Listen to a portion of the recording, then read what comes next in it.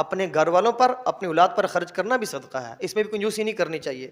حضرت مقدام بن معدی کرب رضی اللہ عنہ سے روایت ہے کہ رسول اللہ صلی اللہ علیہ وسلم نے فرمایا کہ جو تو اپنے اوپر خرچ کرے وہ تیرے لیے صدقہ ہے، جو تو اولاد پر خرچ کرے وہ تیرے لیے صدقہ ہے، اور جو تو اپنی بیوی کو کھلائے فرمایا وہ تیرے لیے صدقہ ہے، اور جو تو ملازم تو نے رکھا ہے تو اس کو کھلائے وہ بھی تیرے لیے صدقہ ہے۔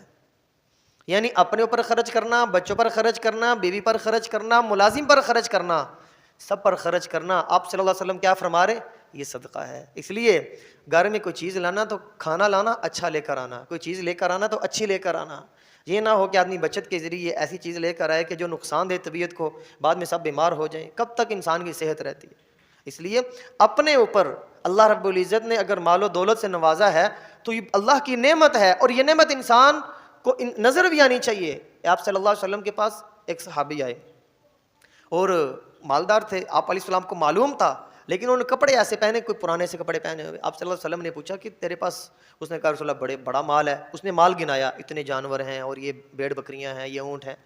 تو رسول اللہ صلی اللہ علیہ وسلم نے فرمایا کہ اللہ نے اگر تجھے مال دیا ہے، تیرے اوپر اللہ رب العزت کی نعمت نظر بھی آنی چاہیے، تیرے اوپر اللہ کی نعمت نظر بھی آنی چاہیے۔ اس لیے آج لوگ اعتراض کرتے ہیں، دیکھو جی علماء صادقی کا درس دیتے ہیں، یہ کرتے ہیں۔ بھائی علماء صادقی کا درس، علماء فضول خرچی سے منع کرتے ہیں، اپنی ذات پر انسان خرچ کرے، ساتھ یہ بھی آتا ہے محدثین فرماتے ہیں ایک حد میں رہ کے خرچ کرے، بخل نہ کرے، یہ بھی کہتے ہیں ساتھ بخل نہ کرے، لیکن اپنی ذات پر خرچ کرے، لیکن حد میں رہ کے خرچ کرے، فضول خرچی نہ کرے۔